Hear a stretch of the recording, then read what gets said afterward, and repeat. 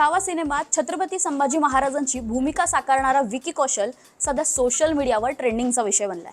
त्याच्या अभिनयासोबत त्याने सिनेमात आकारलेल्या मानधनाचीही चर्चा होतीये। तुम्हाला माहिती आहे का विकीने छावा सिनेमासाठी किती मानधन घेतलंय? तसंच विकी कौशलची पहिली कमाई किती होती हेच आपण या व्हिडिओतून जाणून घेऊया। 16 मे 1988 रोजी मुंबईतील मालाडच्या मालवण कॉलनीत विकी कौशलचा जन्म झाला। अस्सल पंजाबी कुटुंब, बाबा बॉलिवूडमध्ये मोठे स्टंटमॅन तर आई हाऊसवाईफ। मुंबईत शिक्षण घेतल्यानंतर विकीने इलेक्ट्रॉनिक्स आणि कम्युनिकेशनमध्ये इंजिनिअरिंग पूर्ण केलं, पण त्यात करिअर करण्यात विकीला काही इंटरेस्ट नव्हता। त्याच्या मनात ॲक्टिंगचं भूत होतं आणि मैं अपने दिल के साथ म्हणत त्याने ॲक्टिंग करायचं ठरवलं। बाबा बॉलिवूडमध्ये स्टंटमॅन असले तरी ॲक्टिंग शिकण्यापासून ते काम मिळेपर्यंतचा विकीचा शून्यापासूनचा प्रवास सुरू होता। 2009 मध्ये इंजिनिअरिंग पास केल्यानंतर विकी कौशलने ॲक्टिंग स्कूल जॉईन केली। ॲक्टिंगचे धडे घेतल्यानंतर विकीला असिस्टंट डिरेक्टर म्हणून काम करण्याची संधी मिळाली।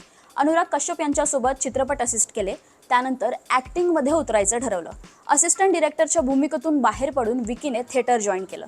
त्यानंतर ऑडिशन देत राहिला। थिएटर करत असताना प्रोडक्शन हाऊसकडून विकीला 2000 रुपयांचं मानधन मिळालं।